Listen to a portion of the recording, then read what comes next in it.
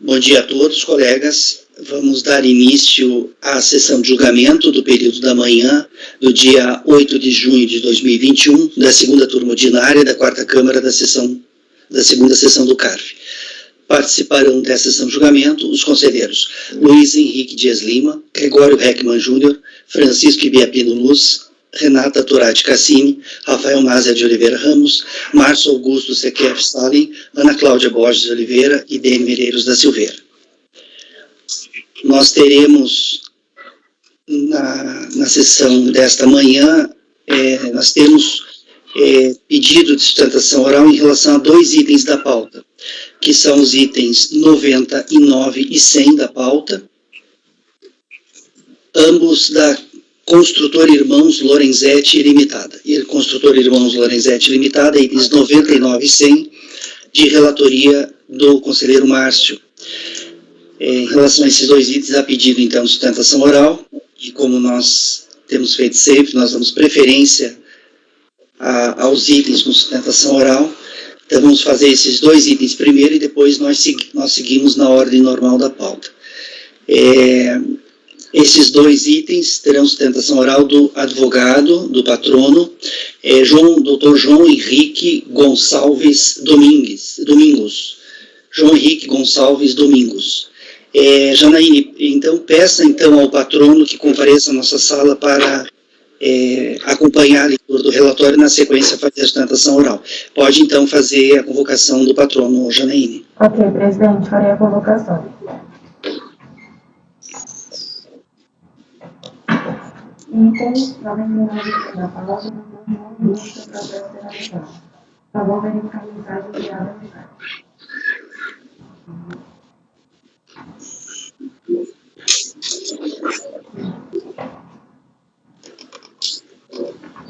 O patrono já foi convocado, presidente. Ok, obrigado, Janine.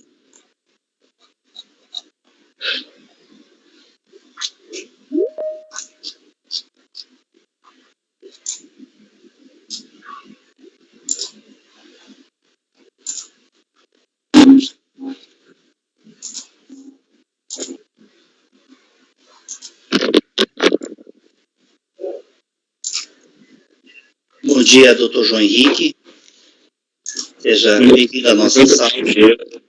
Bem-vindo à nossa sala virtual de julgamento.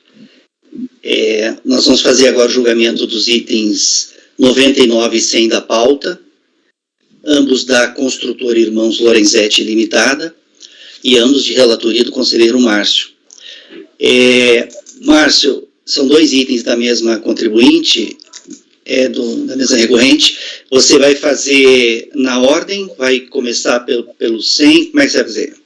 Eu vou começar pelo 100, presidente. Eu acho até que é bom começar já com o mais complexo. Perfeito, então. Então, colegas, item 100 da pauta, eu vou pedir ao conselheiro Dr. João Henrique que faça a leitura do relatório, um resumo, tá, Márcio? Um resumo do relatório, se possível, e daí, na sequência, ele dou a palavra, doutor, para a sustentação oral por 15 minutos. E depois da sustentação oral, daí o relator vai fazer a leitura do voto. Márcio, então, pode iniciar a leitura do relatório. O meu voto ele é enxuto, ele tem apenas 7 páginas, eu vou fazer a leitura dele na íntegra. Bem, trata-se então de um auto de infração referente a Código de Fundamentação Legal número 56, que é referente a deixar a empresa de inscrever o segurado empregado, conforme previsto na Lei 8.213. Nessa infração houve a identificação de circunstâncias agravantes e o auto atinge um valor de cerca de 7.947.000 e restante. No relatório fiscal, a autoridade lançadora relata, então, que o contribuinte deixou de escrever segurados empregados, tendo sido constatadas as circunstâncias agravantes dos incisos 2 e 4, quais sejam 2 e 4, agito com dolo, fraude ou má-fé e obstado a ação da fiscalização. Na impugnação, o contribuinte mencionou a suspensão do prazo de defesa administrativa em face à sentença proferida em mandado de segurança, até serem devolvidos os documentos necessários à instrução da impugnação.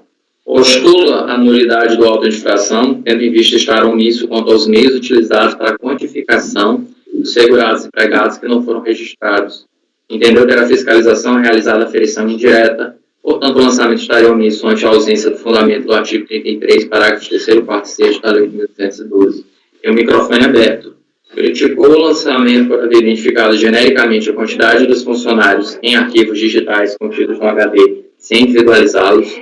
Como o lançamento compreendia o período de 95 a 2004, a exigência em face aos funcionários, cujo registro competente não for efetuado há mais de 5 anos, encontrar-se-iam decaídos. Criticou a aplicação da multa, pois a Lei 8.203 não elencou hipótese de seu agravamento, além de considerar absurdo deixar ao Poder Fiscalizatório a atribuição de questões subjetivas, como aquelas condutas praticadas com dolo e má-fé.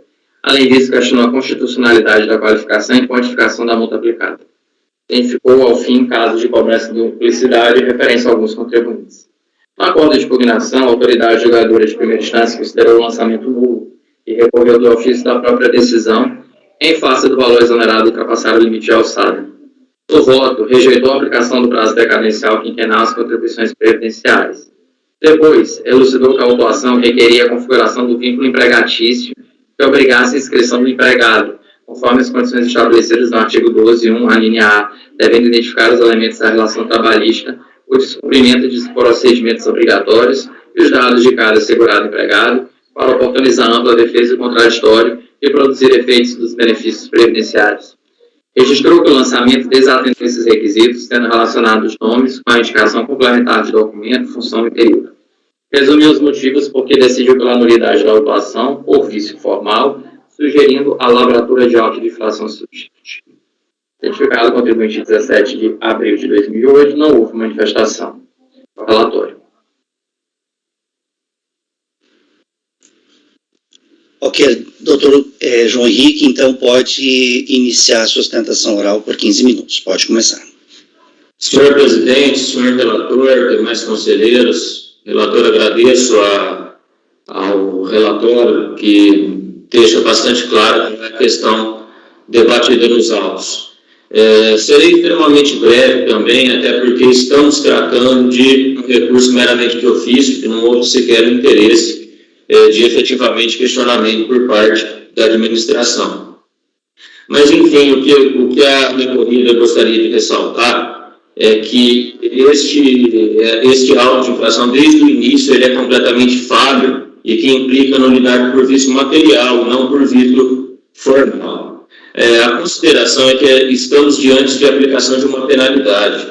E quando há uma aplicação de uma penalidade, o ônus da prova da autoridade administrativa, ele deve ser redobrado. Redobrado em que sentido? De discriminar de forma clara, de forma concreta, todas as situações que ensejaram a aplicação da multa. Principalmente no presente caso, que estamos diante de uma construtora e houve a qualificação de uma multa, inclusive com fatos geradores de 1994 a 2004, considerando que o auto de infração foi lavrado em 2006 e somente em 2007, por conta de uma pensão de documentos, é que o contribuinte teve a oportunidade de se defender.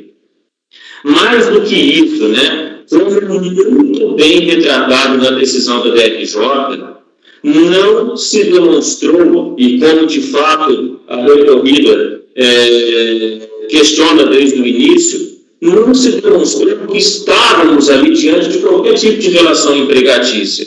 Não se demonstrou, foi feito através de aferição indireta, provas não diretamente no local, não diretamente na fiscalização, mas não se demonstrou o que é essencial para você configurar uma relação empregatícia, os requisitos do artigo 3º do CTN. E não com todos os empregados, aqui a gente está falando de 2.290, o que seria realmente bastante complicado, mas pelo menos de uma forma exemplificativa, mas que identificasse a não eventualidade, a subordinação, aonde deixou de ser feito o registro, qual o efetivo período que deixou de ser feito o registro.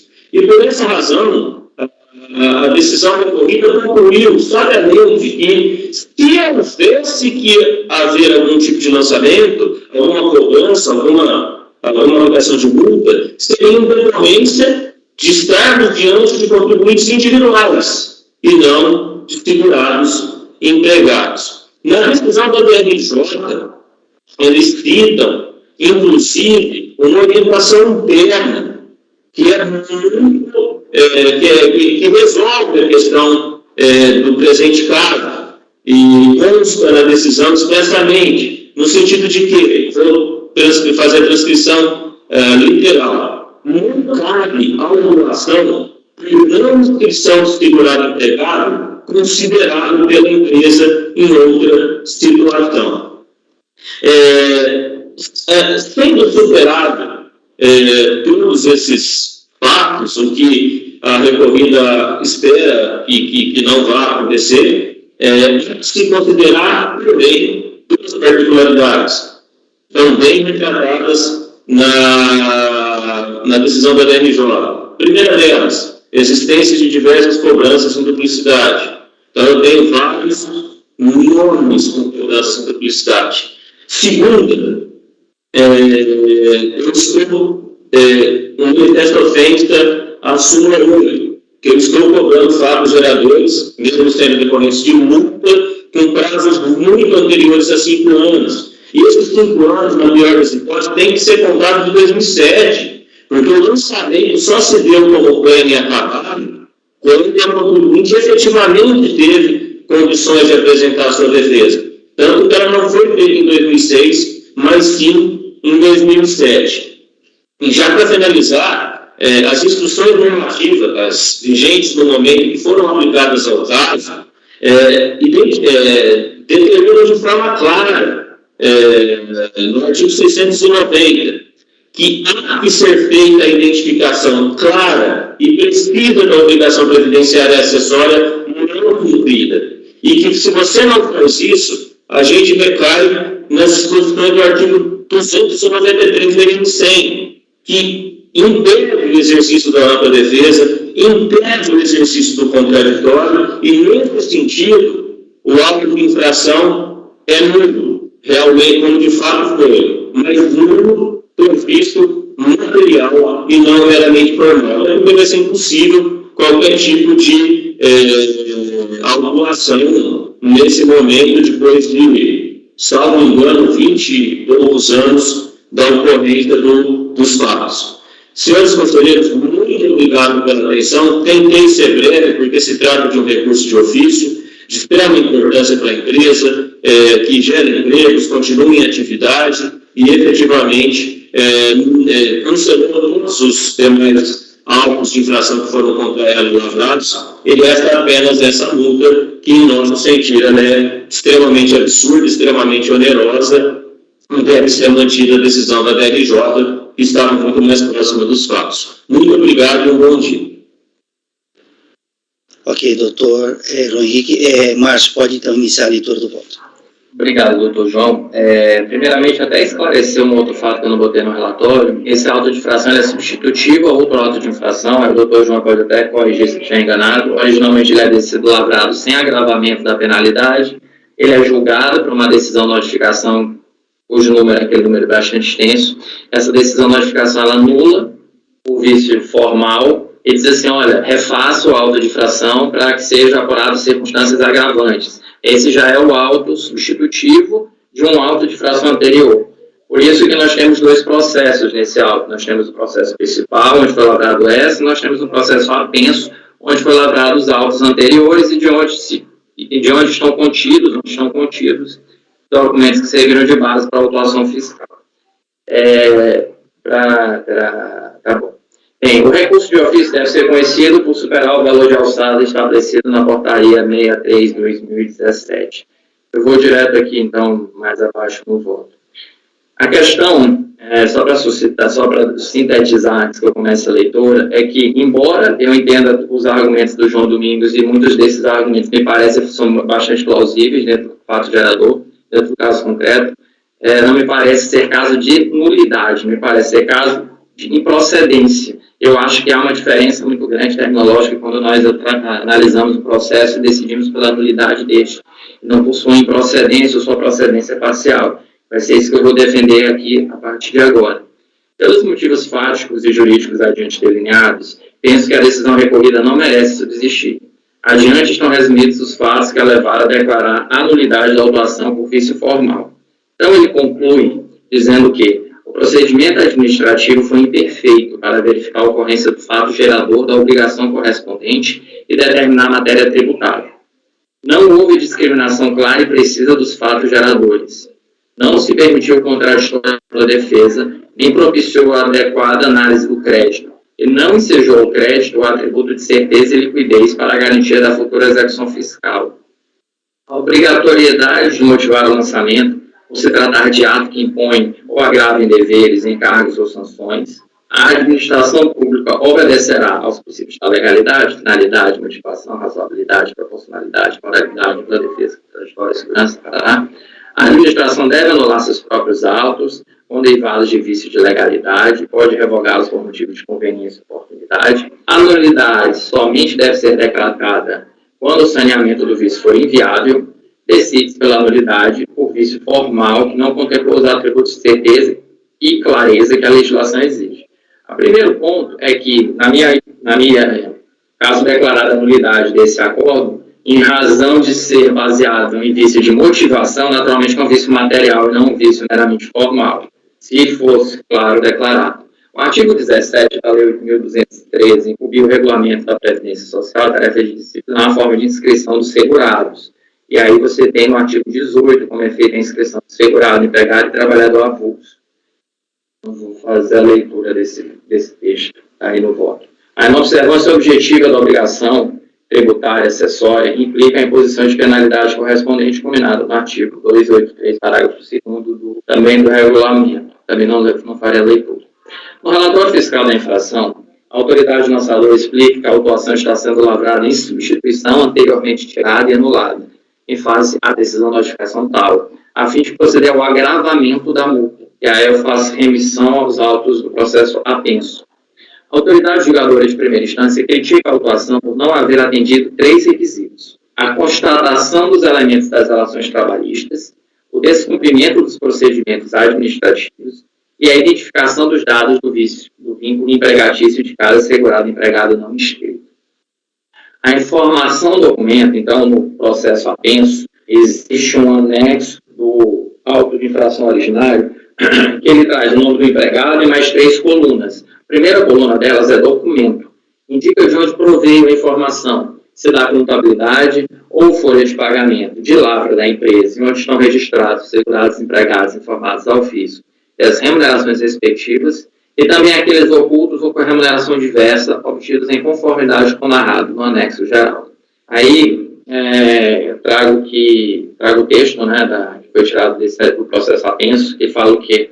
Na documentação apreendida, constavam folhas de pagamento de salários, contra-cheques, rescisões de contratos de trabalho, relatórios gerenciais e outros documentos das empresas supracitadas. Aí mais abaixo, sendo que em relação aos documentos referentes aos funcionários, tais como contra-cheques, recibos e rescisões de contratos de trabalho, constam um volume significativo de documentos em branco e assinados pelos empregados. Mais um pouco abaixo. As empresas do Grupo Lorenzetti utilizavam para o registro de suas operações contábeis e a elaboração da folha de pagamento dos salários de seus empregados. Ele menciona os sistemas que eram utilizados. E ainda nessa lei, era só isso que eu queria fazer da leitura do relatório original. Essa documentação até poderia estar acompanhada, aliás, deveria estar acompanhada de elementos probatórios adicionais, se a autoridade julgadora lançasse, se a autoridade lançadora julgasse conveniente e oportuno para a caracterização de ilícito tributário, de descumprimento de obrigação acessória. Mas entendo que a contabilidade e a folha de pagamento se mostram suficientes para o intento. Em relação ao item função, então na tabela também vai ter uma 4ª coluna chamada função, onde estão elaborados e enumerados diversos diversas características, diversas funções, servente, empreiteiro, diarista, etc. O anexo geral do processo avançado fala que a construtora Irmãos Lorenzetti utilizou mão de obra de empregados sem os registrar como tal em seu livro de registro de empregados e registrando suas remunerações em sua contabilidade real ou não oficial em contas contábeis de salários, identificando-os como empreiteiros e diaristas, sendo que os empreiteiros são remunerados por tarefa e os diaristas por dia trabalhado. Tais empreiteiros e diaristas realmente são empregados, pois preenchem totalmente os requisitos caracterizadores da relação empregatícia, tanto que a empresa costuma fazer contratos com os mesmos, fazendo-os assinar recibos de pagamento de salários, férias e 13º como da quitação de suas remunerações. Apesar de os autos estarem omissos na apresentação de provas, tais como os contratos de trabalho, os recibos de pagamento, isto, a meu ver, não bastaria para caracterizar a nulidade por se tratar de documentos do próprio contribuinte que poderiam ser carreados aos atos, sem prejuízo ao procedimento ou à ampla defesa, ainda mais porque esses documentos estão presentes em processos administrativos formalizados durante o mesmo procedimento de fiscalização.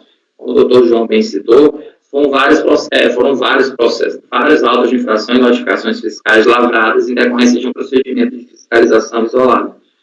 Nós vamos julgar hoje pela manhã apenas 2, mas há outros processos. A utilização de análise aprofundada evidenciar alguma falha no procedimento da fiscalização, a nulidade não seria a medida adequada, mas o cancelamento parcial do auto de infração para, exemplifico, a partir da intelecção da autoridade julgadora de primeira instância, exclusão dos diaristas caracterizados como contribuintes individuais. Então, o doutor João deve se recordar que no acordo recorrido, ele menciona, olha, os diaristas são contribuintes individuais. Se assim é entendido, então deve ser cancelado parcialmente o lançamento para a exclusão dessas pessoas, não decretar a nulidade de todo o lançamento. Com relação ao período, a autoridade julgadora de primeira instância identificou a aplicação de multa em duplicidade para o mesmo segurado empregado, que exige a imposição de multa por segurado não inscrito. Mais uma vez, aí eu trouxe o trechinho da parte final. Mais uma vez, a nulidade é medida extrema, pois lançamentos em duplicidade, caracterizados pela interpretação errônea da legislação, podem ser revistos e verificados pela autoridade julgadora de primeira instância, mas cruzam daqueles valores exigidos em duplicidade.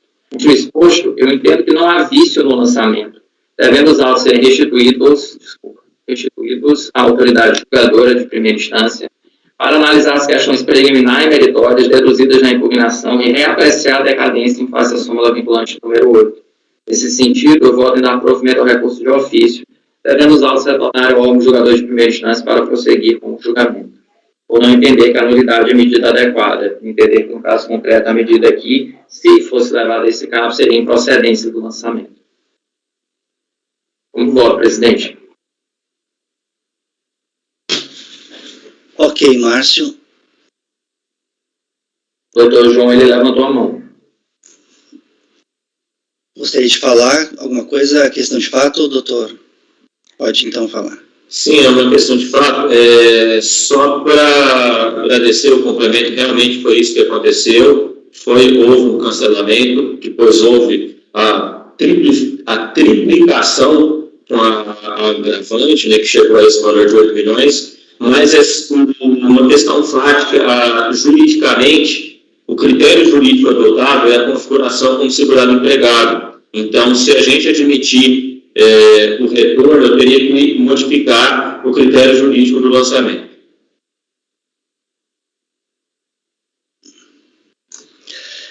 Márcio, será que é o caso aqui do processo retornar à unidade de origem? Não é o caso simplesmente no teu voto, né, de dar provimento ao recurso de ofício e só? Não, mas se eu der provimento ao recurso de ofício, eu desfaço a nulidade, ele tem que analisar o restante do voto, né? Não é isso. Porque ele não analisou nenhuma questão trazida ele aferiu que o lançamento não se prestava aos fins almejados, mas não fez nenhuma análise. Eu acho que não. Ele analisou a decadência? Mas ele analisou a decadência de uma forma contemporaneamente equivocada. Não, mas tem outros elementos, tem lançamentos de duplicidade, tem caracterização do diarista, tem muitas coisas. Eu acho que tem muitas matérias a serem analisadas. É um processo que foi deduzido em muitos aspectos. Não sei se o doutor João tem mais alguma coisa a acrescentar, mas foram deduzidos muitos elementos de mérito também. Se a gente fosse simplesmente dar provimento ao recurso de ofício, como é que ficaria a situação processual deste processo? ele não retornaria de qualquer jeito para a unidade julgadora, continuar a análise. Eu não posso analisar a questão de mérito que ela não analisou. Aqui ele deu provimento a uma preliminar, então, isso? Ele anulou o lançamento. Foi uma preliminar. Ele anulou o lançamento. Você não pode analisar assim, questões de mérito. A única possibilidade de você analisar questões de mérito que ele não analisou seria se você analisasse uma decadência, por exemplo. É só a decadência, exatamente. Eu só poderia aqui analisar a decadência.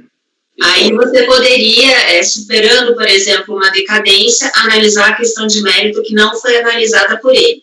Agora, qualquer nulidade que você supere, você não pode analisar a questão de mérito, você tem que devolver para ele. Perfeito, Renata. Então tá. Alguém gostaria de fazer algum comentário em relação a esse voto ou em relação ao processo? Podemos passar a votação. Luiz, como você vota?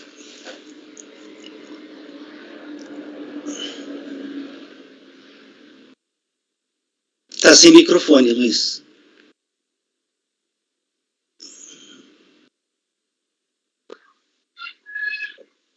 Agora está. Deixa eu ver aqui, olha só.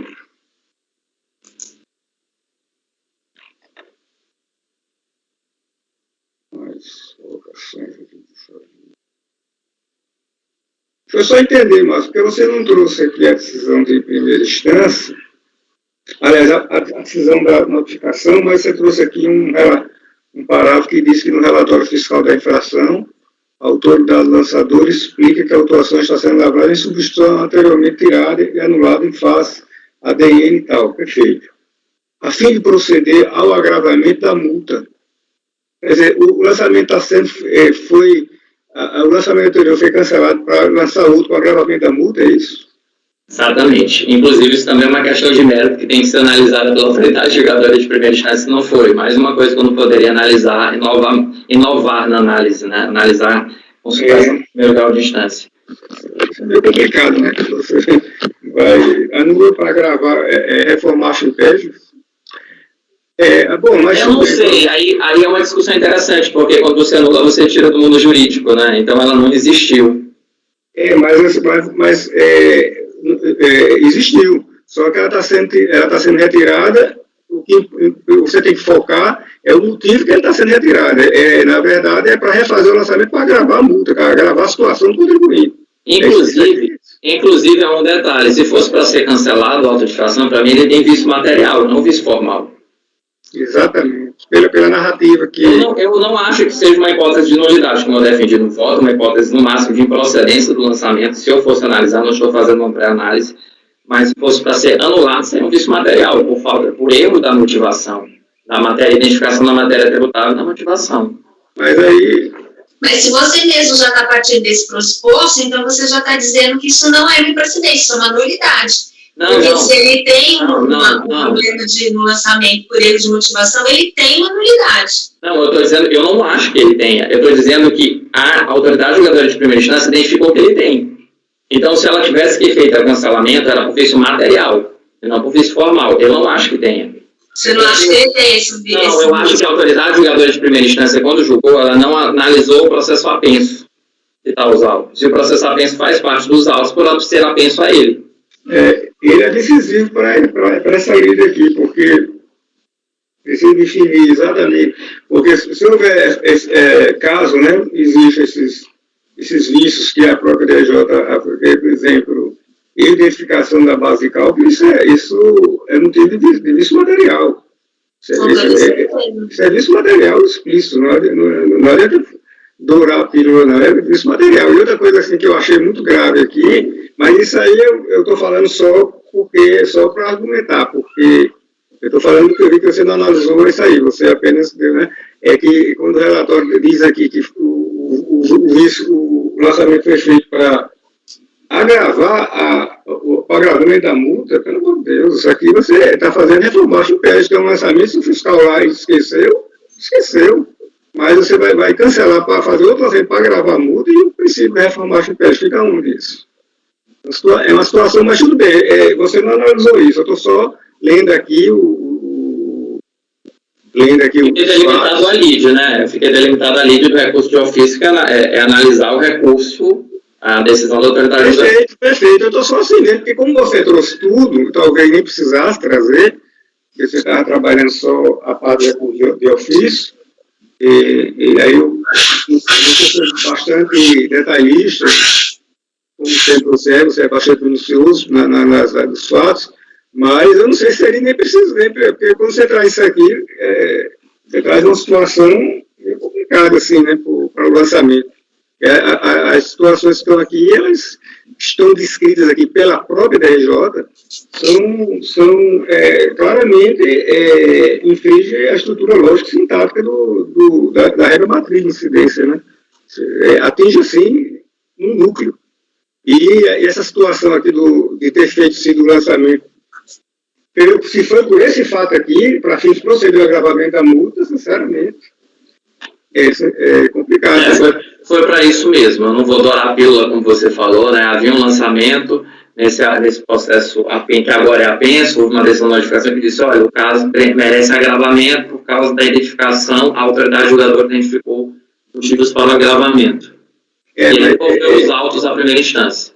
Isso é reformagem, mas tudo bem, a gente não está julgando isso aí, como a gente está tratando apenas do recurso de ofício. Não quer pedir vista para analisar o processo apenso, Luiz? Não, porque você já foi muito, você foi muito preciso aqui, cirúrgico, você disse tudo, não precisa olhar lá.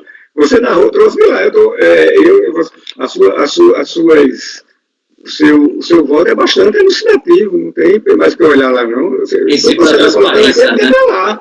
Tudo que você está colocando aqui é porque está lá, você não inventar nada que está aqui. Como se diz, então, resumindo, o recorte da LIDE, a gente está julgando apenas o recurso de ofício, não é isso? Isso, deixa eu resumir então. Houve esse lançamento originário, o Dr. João pode complementar. Ele foi obtido informações de folha de pagamento e contabilidade, foi entabulado. Determinada pessoa é empreiteira, determinada pessoa é servente nesse tal período. E por essas razões, por estar identificado em folha de pagamento e em contabilidade, atribuiu-se então a identificação de segurado empregado, obrigando, exigindo a inscrição deles na forma prevista na lei. Chegou, esse foi o auto original, chegou isso até a unidade julgadora da Previdência Social, ela anulou e disse, olha, tem que reformar.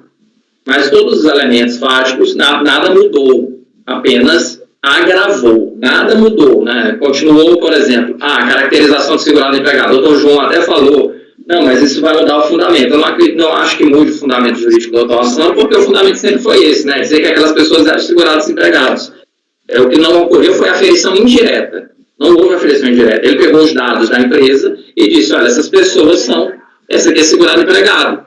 Não fez nenhum critério, concordo, mas aí é um outro porém. Aí é caso de improcedência, seria caso de improcedência. Ele não fez uma análise perfunctória, uma análise aprofundada de outros atributos, coordenação, onerosidade, pessoalidade, atualidade. Ele não fez isso. Mas, para mim, retorno de resgate não é caso de nulidade, é caso, no máximo, de improcedência. Essa a minha base, né? Essa que é meu voto, a base do meu voto. Agora, se você entende que essa motivação do agravamento é um fundamento para nulidade, eu sinto essa vontade, doutor Luiz. Eu concordo com o seu ponto de vista quanto à questão do critério jurídico. Eu entendo também que não houve alteração, não. O que eu estou apenas chamando a atenção para as coisas que estão aqui à frente, né? Aqui no voto, né? Luiz, você vai acompanhar o relator?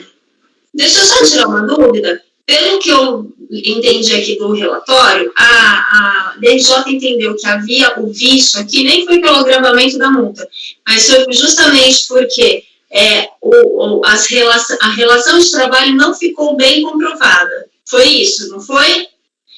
E é isso que você entende que não seria necessário. Isso, dentro eu acho que esse é o motivo principal, sim, é o motivo principal. Isso aí, para mim, não é caso de nulidade, é caso de improcedência.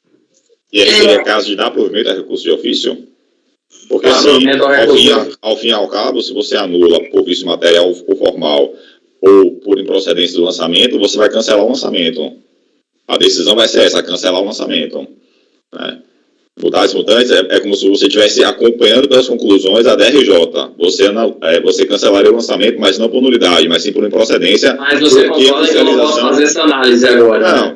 Não, eu estou perguntando só. Estou só perguntando. E já vou adiantar que eu vou pedir vista do processo, viu, presidente? Só para...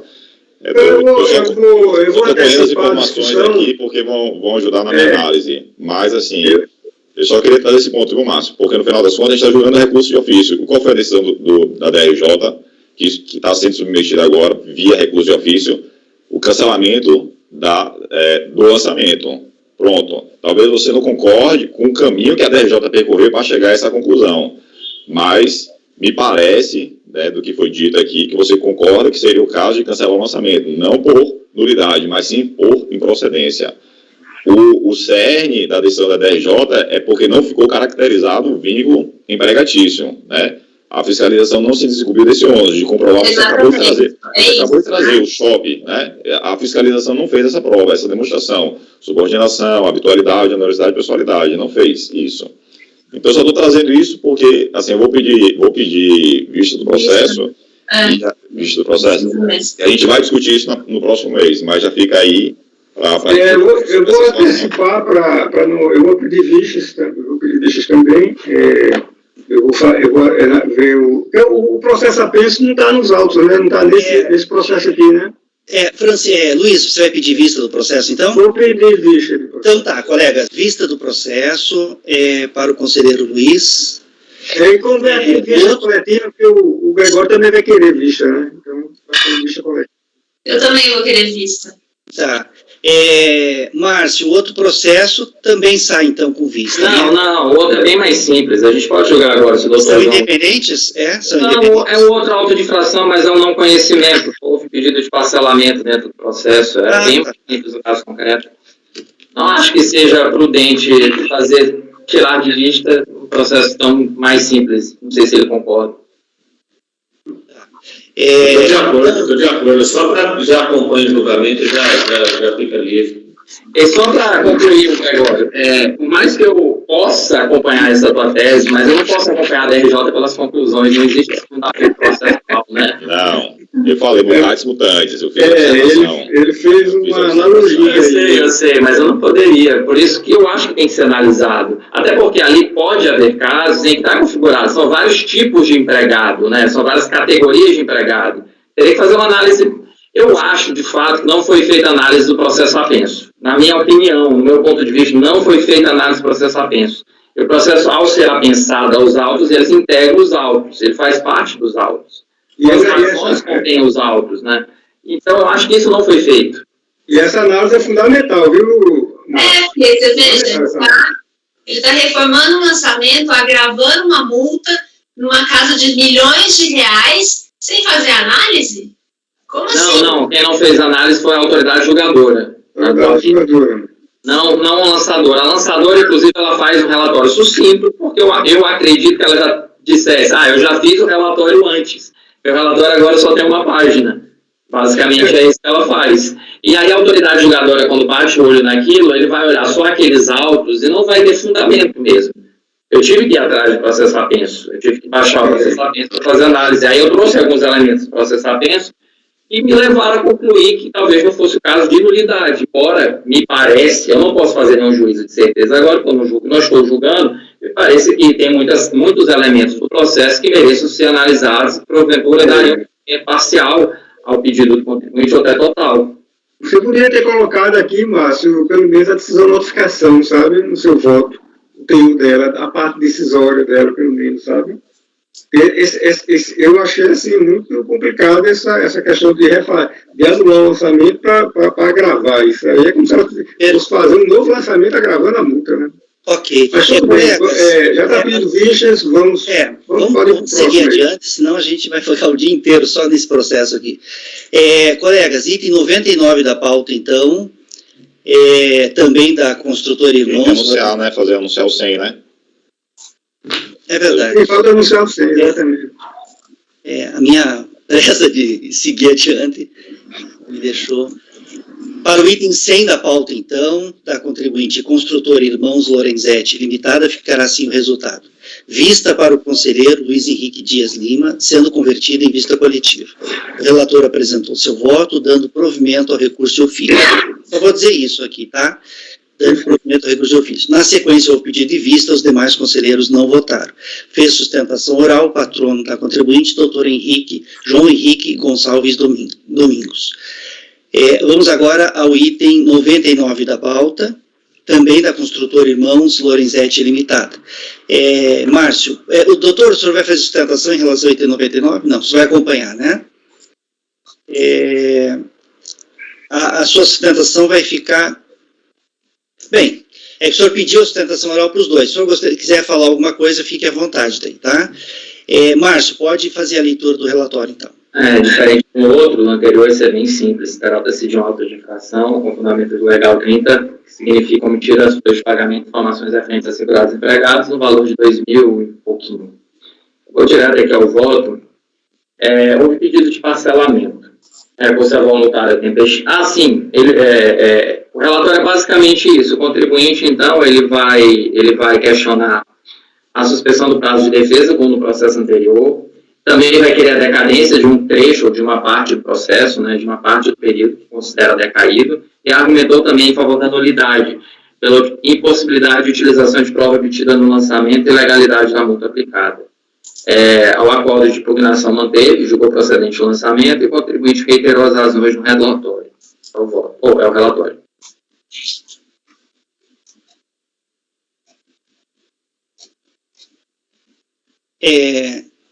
Doutor João Henrique, gostaria de fazer algum comentário em relação a isso? Não? Não? Nesse caso, não. Então, tá. Márcio, pode, então, seguir para o voto. Bem, nos autos do processo 14.094, vocês estão lendo aí o voto, né? No auto do processo, o contribuinte protocolizou em 30 de junho a adesão ao parcelamento da Lei 11.941. Essa adesão, até a NFLD contemporânea, referente a esses autos, essa adesão foi retificada para o pagamento à vista, em 1º de julho do mesmo ano. Nada consta nos autos acerca do deferimento ou do parcelamento. No entanto, eu não acredito que isso seja relevante à decisão do litígio, porque o artigo 78 do RICARF, ele fala que o pedido de parcelamento, a confissão retratável de dívida, a extinção sem ressalva do débito, por qualquer de suas modalidades, ou a propositura de ação judicial com o mesmo objeto, importa a desistência do recurso. Ele não menciona o deferimento do parcelamento, ele menciona o pedido de parcelamento. Dessa forma, voto em não conhecer do recurso voluntário, devendo a unidade preparadora adotar as medidas pertinentes ao pedido de parcelamento formalizado nos autos do processo tal. Basicamente isso.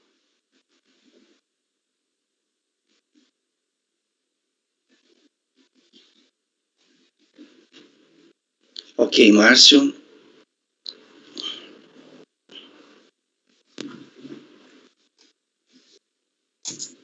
Só um instantinho, meu computador aqui está meio lento.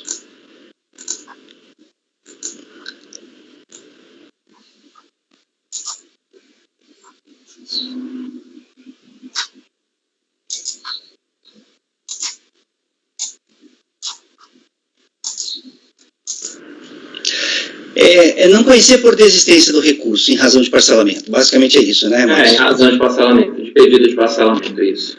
Tá. Colegas, em relação ao item 99 da pauta, o conselheiro relator não está conhecendo o recurso voluntário em razão de parcelamento. Tem um rádio aí funcionando. Em razão de parcelamento. Luiz, como que você vota em relação ao item 99? Agora tem um música aí. Olha só, eu vou acompanhar o relator, claro, né, porque pedi revisão de parcelamento, agora só que eu tiraria da última parte ali da conclusão do voto, essa remissão aqui, que é um dado preparadora, deve... Isso não tem nada a ver, a gente vai só julgar que se tem a renúncia ou não. Teve a renúncia, né? O que a unidade preparadora vai fazer, isso aí cabe a ele lá. Até porque isso também tem a ver com o próprio questão do sistema, né? A consolidação dos débitos, tá? Isso é uma história que que não diz respeito ao que é contencioso. Acho que é só, como o David falou aí, é só não conhecer da curso o pedido de parcelamento, apenas isso. Pede por renúncia à via administrativa, só isso. Pode ser, Marcos? Exclusão da parte? Então tá, é só não conhecer o recurso em razão de desistência por parcelamento do débito. Então, você acompanha, né, Luiz? Acompanha o relator daí, né? Pelo que entendi, ele acompanha. Acho que caiu ali. Não, saiu. Eu acompanho o relator, presidente. Acompanha, né? Sem problema. Só fiz essa observação da circunstancial. Tá certo. Gregório, como você vota? Relator. Francisco? Eu acompanho o relator. Renata? Eu acompanho também. Rafael? Relator, presidente. Márcio? Márcio. A Ana já deu. Tá certo. Vai manter o voto, né, Márcio? Ana, como você vota? O relator. Eu também acompanho o relator. Então, para o item 99 da pauta, da contribuinte Construtor Irmãos Lorenzetti Limitada, ficará assim o dispositivo na ata. Acordam os membros do colegiado, por unanimidade de votos, em não conhecer do recurso voluntário por desistência do contencioso administrativo em razão de parcelamento pelo sujeito passivo do débito discutido no presente processo. Ok? Essa é a decisão, doutor João Henrique, para o item 99, e o item 100 saiu com vista, então. Tá bom? Ele retorna. Muito obrigado. Até a próxima sessão, se Deus quiser. Bom dia, doutor João. Bom dia, boa semana. Obrigado. Então tá, colegas, agora vamos seguir na ordem normal da pauta.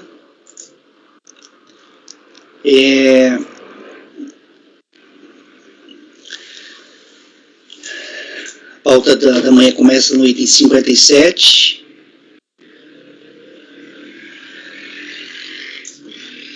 Item 57 de sua relatoria, Luiz. O item 57, ele é um paradigma para os itens 58, 59, 60, 60... Só um minuto, presidente. Um minuto só.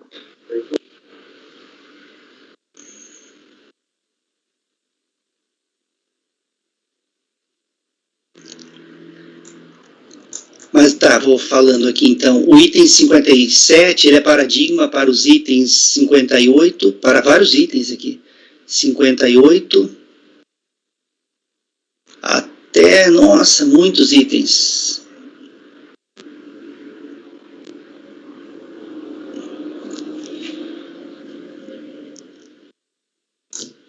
O item 57 é paradigma para os itens de número 58 a 85.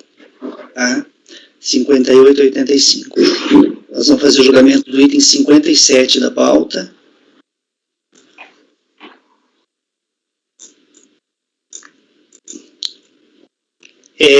O item 57... Só um pouquinho, Luiz. O item 57 é do contribuinte Josemir Gomes Belo Jardim.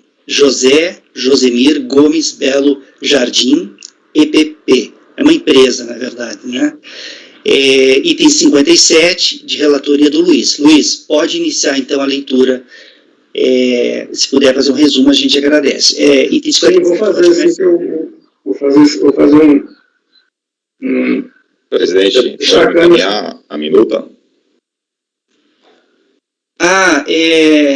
Eu vou encaminhar para você. Pode deixar que eu encaminho. Pode começar, Luiz. Tudo bem. Posso começar a ler, presidente? Posso começar a leitura? Pode começar. Com esse recurso voluntário, em parte do TJ, que julgou proceder à manifestação de conformidade e não reconheceu o direito creditório relativo ao pedido de restituição de contribuições sociais, manejado mediante a plataforma Periconto, com fulcro em valores retivos de 11% sobre a nota fiscal de prestação de serviço, referente à competência 01/2007, declarando-se optante do Simples. Certificado dado pela instância, a impugnante, agora recorrente, depois recurso voluntário tempestivo, reclamando em apertada síntese pela inexigibilidade de entrega de GFIP, CFIP, nem do destaque em nota fiscal para os contribuintes tributados pela anexo da Lei Complementar 123, a Lei do Simples Nacional, né, que cumpriu o dever instrumental de prestar as informações de retenções na GFIP e repousa o direito fundamental à restituição de tributos pagos indevidamente e à proibição do enriquecimento sem causa da fazenda pública. Como já afirmei, a reclusão tempestivo, portanto, dele conheço. Faço análise. Aqui, na sequência, eu trago, por bem contextualizar o contencioso, o relatório da decisão hostilizada. Aí tem aqui, eu vou ler só alguns excertos, não vou ler tudo, mas vou ler só alguns parágrafos são mais relevantes. Aqui, o primeiro parágrafo diz, o relatório diz: tem-se o pedido de restituição de contribuições sociais, referido no modo do artigo 31 da Lei 3212, contribuinte pleiteou a devolução de valor retido de 11% sobre a nota fiscal de prestação de serviço referente à competência de janeiro de 2007, declarando sob pena do Simples.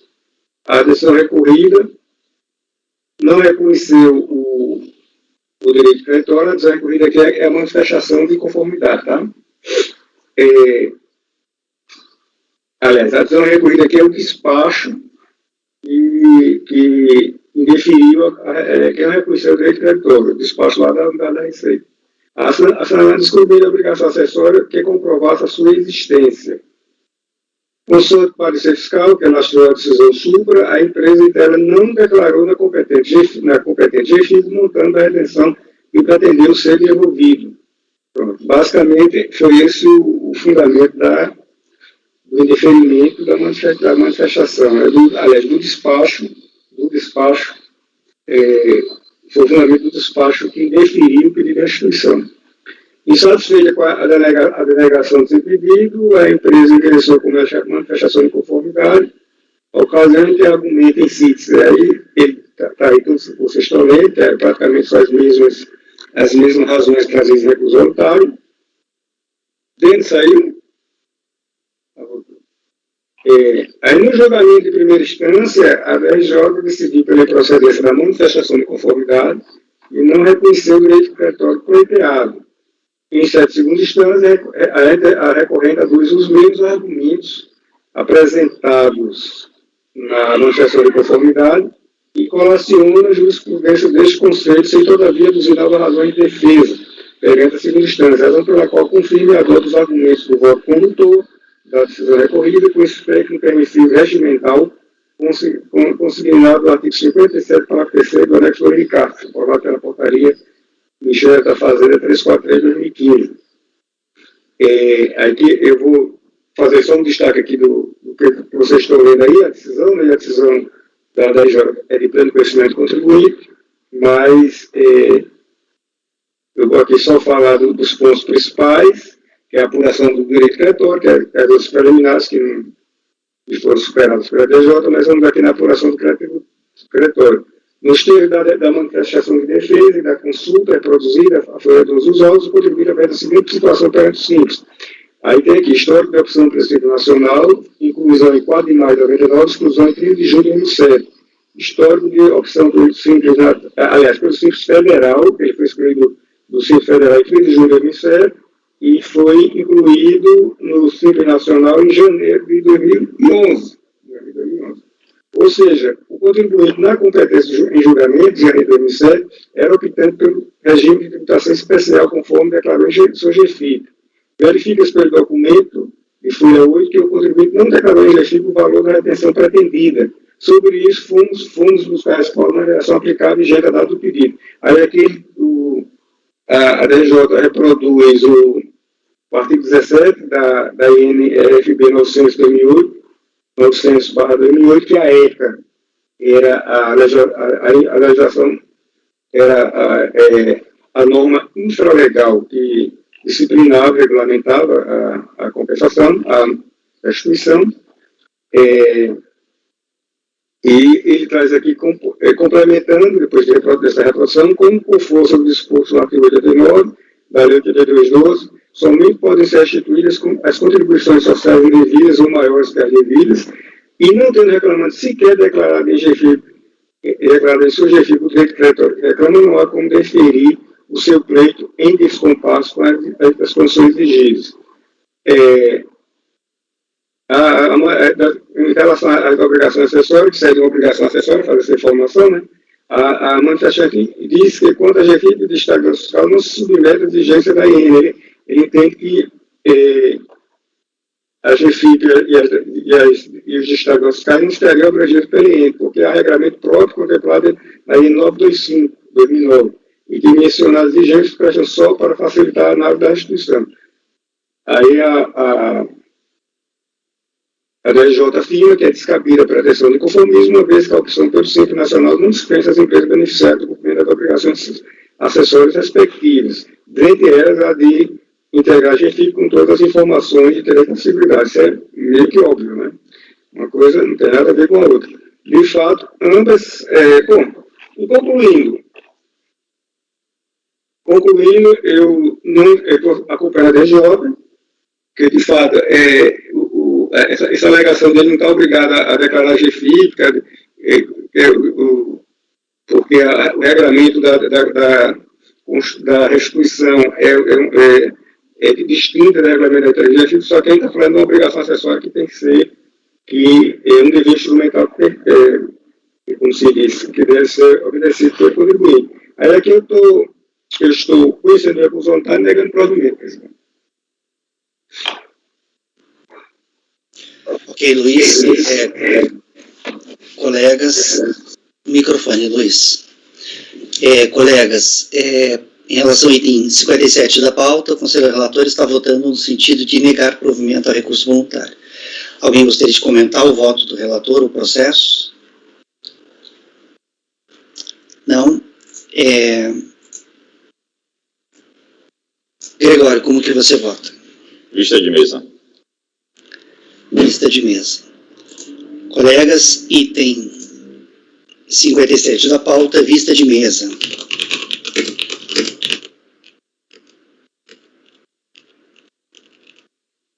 Ok, vista de mesa, item 57 da pauta.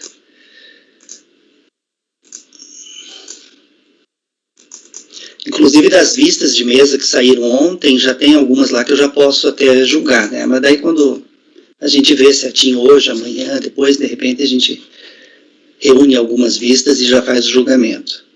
A finalização. Interessante que ele tem muitos argumentos, né, de nulidades, um monte de questões, e tem uma porção de repetitivos, né? Será que esses repetitivos vão estar acompanhando? Eu vou me ater aqui só nesse caso, só ao paradigma, né?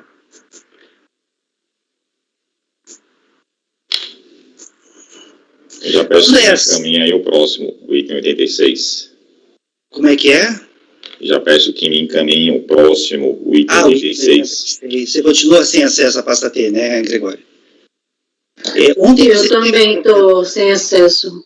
Ontem você teve um problema também, né, Gregório, na pasta T? Tive o apoio do TI, do carro, para poder resolver. É o mesmo problema? Não, eu também, Ana. O 87. Mesmo problema. Já acionou eles lá, né? Eu acho que eu vou ter que reiniciar, estou esperando dar intervalo para poder reiniciar o computador. Perfeito, então. Daqui a pouco a gente faz o intervalo, então. Alguém coloca para o Gregório o processo ou querem que eu encaminhe por e-mail? Deixa que eu encaminho para e-mail aqui, peraí. Para mim, para a Ana, bem. Tá, deixa.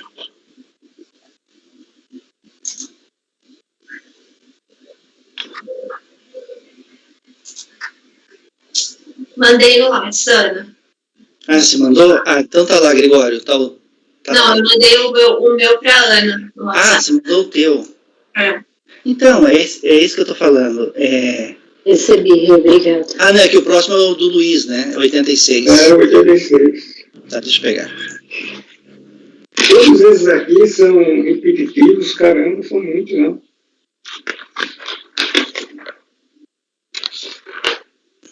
Cerca de 38. 28 processos repetitivos. de coisa aí.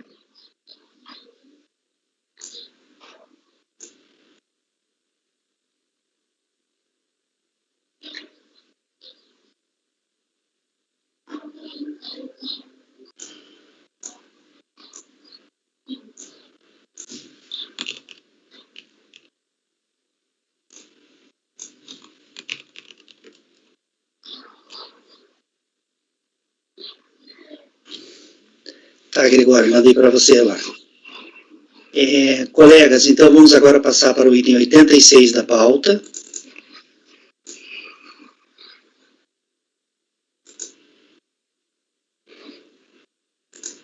O item 86 é do recorrente Mercado SM Limitada ME. Mercado SM Limitada ME. Item 86 de relatoria do Luiz. Luiz, pode iniciar a leitura, então.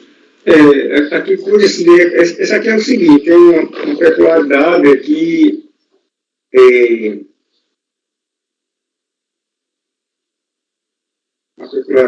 deixa eu fazer aqui, peraí.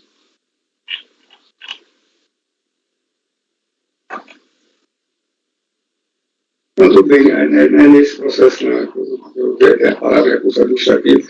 Tudo bem, por isso tem recurso administrativo em face de decisão de instância, que gerou o processo de impugnação e manteve o crédito tributário, conforme contribuições.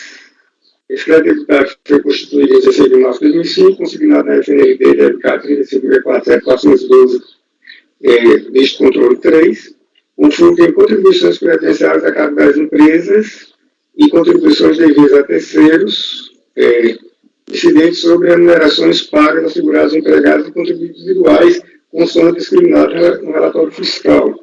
Cientificada a decisão de primeira instância, a impugnante agora recorrente, apresentou recurso voluntário tempestivo, reclamando em apertada síntese, e a notificação fiscal deve ser julgada nula, comprovado cessamento de defesa, com a sua lavratura ex, que é o desenquadramento do simples da defendente é objeto de impugnação perante a Delegacia da Receita Federal, ainda não transitado julgado pelo que se acolher a defesa, a contribuição previdenciária cobrada deve ser recolhida na forma da Lei 93.17.9317/96. Recurso voluntário, como eu já falei, tem testigo dele com isso.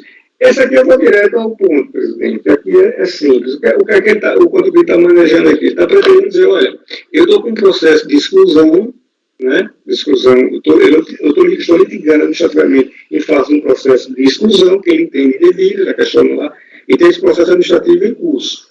Só que, e por conta disso, a gente teria que esperar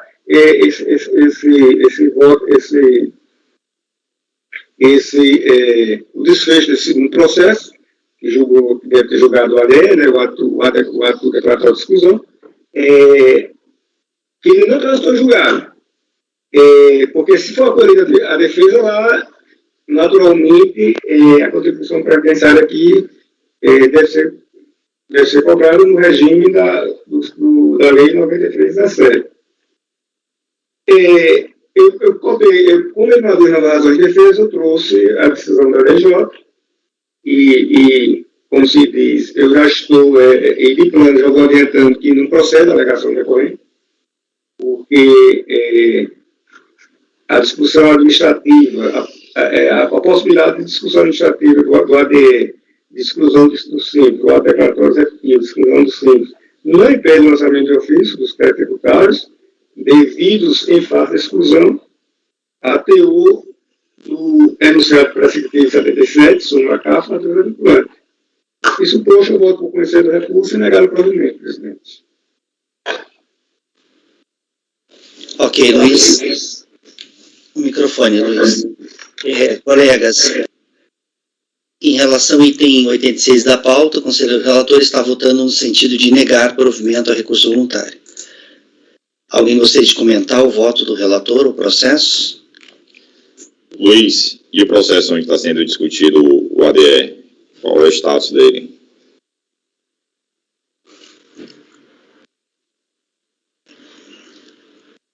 Está sem microfone, Luiz. A última vez que eu vi, ele estava no CAF. Eu não entrei em detalhes por conta do anunciado, mas eu posso olhar agora, Gregório, se esperar só um minuto. Não, veja, assim, presidente, eu já posso votar? Sou pouco que voto, né? Assim, eu vou divergir. Eu acho que, no mínimo, a gente teria que baixar em diligência para verificar o status.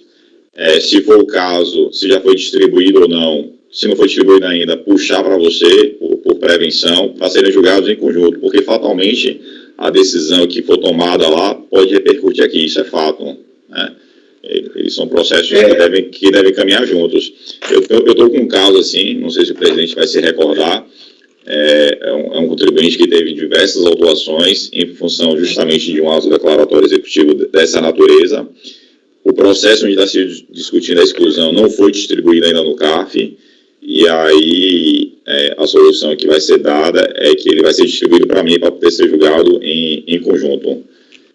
Então, eu acho que eu deveria converter em diligência para verificar o status do processo, se fosse o caso, avocar para você para serem julgados em conjunto. E que tal eu te pedir vista de mesa desse processo? Eu vou discordar do Gregório aí pelo seguinte, porque o enunciado que segura a CAF é claro. O enunciado fala do lançamento, eu não estou questionando o lançamento. O lançamento, ok, perfeito. A Receita pode e deve. Agora você tem que caminhar junto. Você vai caminhar os processos juntos. Não necessariamente, Gregório, não necessariamente. Aí a gente mantém um lançamento aqui que, se lá o contribuinte lograr êxito, a gente manteve aqui uma cobrança, de repente ele vai ser, né, impedido a pagar um débito que, ao fim e ao cabo, pode não se revelar líquido e certo.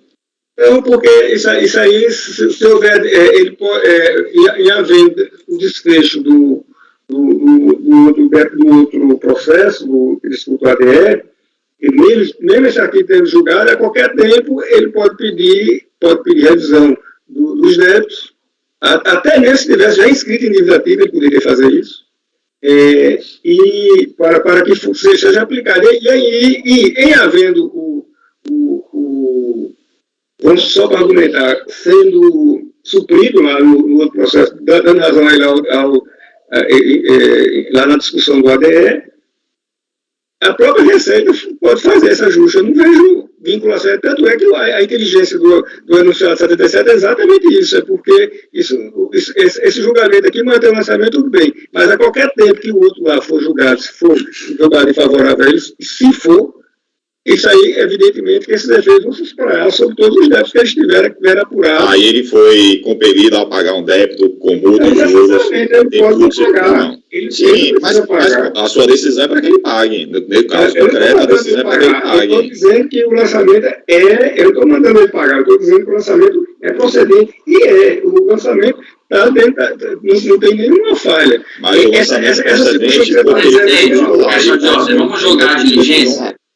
Eu estou pedindo vista de mesa do processo. Quero dar uma olhadinha antes. Pode ser? Gente, eu vou tirar com vista de mesa esse processo aqui. Eu vou dar uma analisada, ver como é que está o outro processo, daí a gente retoma durante a semana. Só para lembrar, nós julgamos um processo da Ana, que eu lembro que a Ana citou esse anunciado 77. Perfeito. Não é verdade, Ana? Então tá. É verdade, tem mesmo. Já julgamos esse processo da Ana e se pediu na oportunidade de diligência. Já julgamos o processo da Ana. E julgamos normalmente. Ela aplicou o enunciado prescritivo 77 e foi julgado o processo. É igualzinho esse. Perfeito. É sempre bom um motivo de reflexão. O motivo de reflexão foi boa. Ok, colegas, então esse aí, o item 86, é o com vista de mesa, tá? Eu vou dar uma olhada no que aconteceu lá com o processo da exclusão simples. Vamos para... Mas eu vou adiantando, presidente, que isso não muda meu voto, tá? Tá, tudo bem, tudo bem. Colegas, o próximo item seria... Os próximos itens... O próximo item, aliás, seria o item 87 da pauta, da recorrente Lar de Crianças Sara e Button Davis, mas esse item saiu de pauta por solicitação da PGFN, tá? Esse item aí, ele era paradigma para os itens que estão na sequência até o item 92. Todos saíram de pauta por solicitação da PGFN. Agora nós vamos para o item 93 da pauta.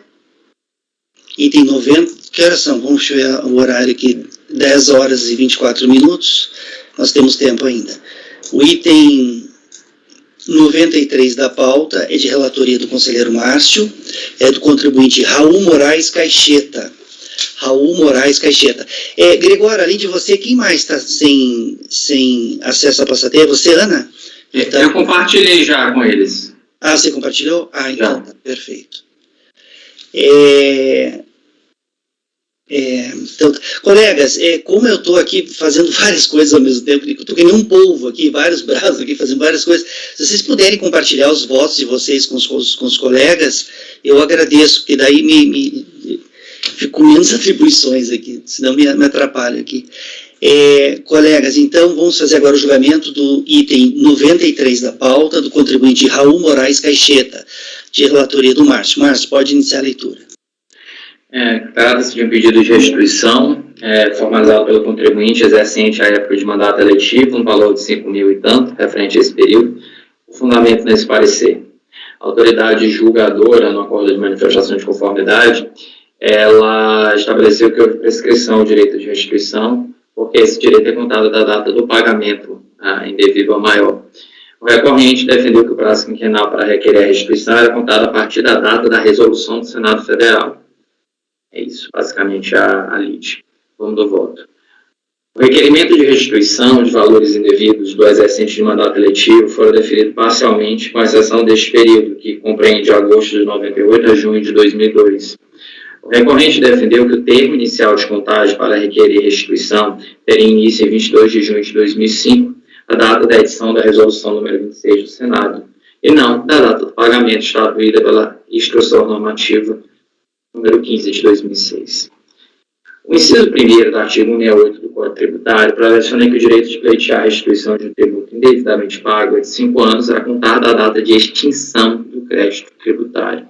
Os tributos sujeitos ao lançamento por homologação, como é o caso destas contribuições sociais previdenciárias, o artigo 3º da Lei Complementar 118 demarcou a data de extinção do crédito tributário ao pagamento antecipado do parágrafo 1º, do parágrafo 1º do artigo 150. Portanto, a tese defendida no recurso de que o direito de pleitear deve ser contado a partir da data da edição da resolução está em desacordo com a legislação de regência e preleciona que a contagem inicie-se da data de extinção do crédito tributário, ou seja, a data do pagamento antecipado do tributo sujeito ao lançamento por homologação. A STJ já decidiu que, em sede de recurso repetitivo, que a resolução do Senado é irrelevante para fins de contagem do prazo, no RESP 1.110.578 de São Paulo. Ele menciona que a declaração de constitucionalidade da lei instituidora do tributo ou a resolução do Senado é dispicienda para fins de contagem de prazo prescricional, tanto em relação aos tributos sujeitos ao lançamento por uma homologação, que é o caso concreto, quanto em relação aos tributos sujeitos ao lançamento de ofício. Dessa forma, corretos os despachos decisório acórdão que deferiram apenas em parte o requerimento de restituição de valores indevidos, formalizado em 23 de julho de 2007, com reconhecimento do pagamento indevido a partir de julho de 2002 e a declaração de extinção do direito de pleitear a restituição anterior a esta competência. Esses termos, voto negar provimento ao recurso voluntário. Ok, Márcio. Colegas, em relação ao item 93 da pauta, o conselheiro relator está votando no sentido de negar provimento ao recurso voluntário. Alguém gostaria de comentar o voto do relator, o processo? Não? Luiz, como você vota? Relator. Gregório? Relator. Francisco? Relator. Renata? Acompanhe o relator. Rafael? Relator. Ana? Relator. Eu também acompanho o relator. Então, para o item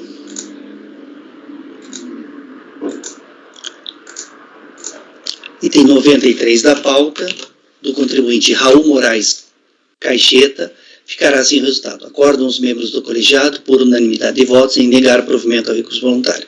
Esse foi o item 93. Raul Moraes Caixeta, decisão. Acordam os membros do colegiado, por unanimidade de votos, em negar provimento ao recurso voluntário. O próximo item é o item 94, do contribuinte Luiz Augusto Ferrari Mazon. Luiz Augusto Ferrari Mazon, item 94, também de relatoria do Márcio. Márcio, pode iniciar a leitura. que trata-se de lançamento referente a obras de construção civil, valor de 20 mil e pouco, cuja ciência do contribuinte se deu em maio de 2006. O contribuinte, basicamente, em impugnação, ele defendeu, deixa eu só mudar aqui o meu padrão aqui rapidinho, senão eu esqueço. Ele defendeu que a obra teve término há mais de 5 anos, a contar da data de lavratura da notificação fiscal e apresenta certificado de matrícula e alteração. O despacho da autoridade julgadora de primeira instância, de 17 de novembro, devolveu os autos da unidade preparadora para decotar do débito as contribuições apuradas no período decadente e elaborar aro com indicação da área decadente. A unidade lançadora recalculou as contribuições previdenciárias devidas em honra do despacho mencionado e reduziu o crédito para 8.916. O acordo de impugnação, a autoridade julgadora de primeira instância explicou que, regularmente intimado, o contribuinte não se manifestou o motivo pelo qual houve aferição indireta. Ratificou a aplicação da regra do 173, inciso 1º do CPN, pois não existe recolhimento antecipado, e declarou a decadência daquele período já declarado no refazimento do lançamento. Rejeitou o pedido de juntada posterior de provas e realização de diligências. No recurso voluntário, o recorrente defendeu que, no caso de tributos sujeitos ao lançamento por homologação, o prazo é exclusivamente do artigo 150, parágrafo 4º. Basicamente é isso, a defesa dele.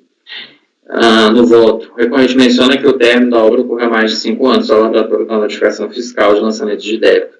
A autoridade efetuou a apuração das contribuições de obras de construção civil, tendo por competência a data de emissão do aro, em respeito ao artigo 435, parágrafo 3º da AN, número 3, 2005. Como a intenção do recorrente era a comprovação do término da obra no período decadente, deveria ter apresentado a documentação deste, que se fala aqui, do parágrafo 3º ao 5º. A DISO delimita a obra com data de início em 1º de janeiro de 2095 e término em janeiro de setembro de 2005, tendo o recorrente apresentado apenas certificado de matrícula e alteração. Ainda que discutível o conhecimento da documentação recepcionada na agência de Botucatu em 19 de julho de 2006, após o término do prazo de impugnação, abrindo o exame exauriente em busca da verdade material, conheço os CMAs, mas entendo serem declarações produzidas pelo recorrente perante o INSS inaptas a demonstrar a conclusão da obra, prazo decadencial. Não mais porque o CMA, alusivo a essa matrícula, em que consta a área do imóvel de 405 metros quadrados, aproximadamente, não apresenta data de preenchimento, ao passo que o CMA de folhas 46 e 47 não é correspondente ao mesmo imóvel da autuação. Trouxe aqui as cópias, um aqui não tem a data de preenchimento, que eu acredito que seja esse aqui o primeiro.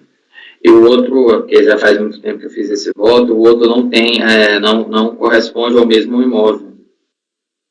Em face à falta de documentação probatória apta a demonstrar o término da obra com regresso decaído, deve ser aquela data informada no aro, de 10 de outubro de 2005, havendo a decadência do lançamento levado ao conhecimento de 23 de maio de 2006.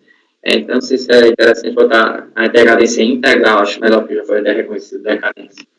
A decadência integral do lançamento. Ela vem enfatizar que a unidade preparadora solicitou o comparecimento do contribuinte para comprovar o término da obra em referência e apresentar as guias de pagamento e comprovar a equitação dos valores devidos relativos às contribuições previdenciárias e o IPTU e a escritura de área existente, caso a construção fosse de ampliação. Contudo, o sujeito passivo permaneceu inerte. Além do mais, a regra do 150, parágrafo 4º é aplicável aos lançamentos por homologação, não somente por houver antecipação do pagamento sem um exame prévio da autoridade fiscal, nos termos do RESP 973733. Como não houve recolhimento antecipado, a contagem do prazo decadencial tem fundamento no artigo 173, como realizado pela autoridade julgadora de primeira instância. Destaque, em face à carência probatória que comprovasse a conclusão da obra em período decaído, deve ser mantido o crédito tributário retificado na decisão de primeira instância. Eu voto por negar o provimento do recurso voluntário. Ok, Márcio, colegas, em relação ao item 94 da pauta, o conselheiro relator está votando no sentido de negar provimento ao recurso voluntário. Alguém gostaria de comentar o voto do relator ou o processo? Não? Luiz, como você vota? Relator. Gregório. Relator. Francisco. Relator. Renata. Acompanhe. Rafael. Relator. Ana. Relator. Eu também acompanho o relator. Então, para o item 94 da pauta,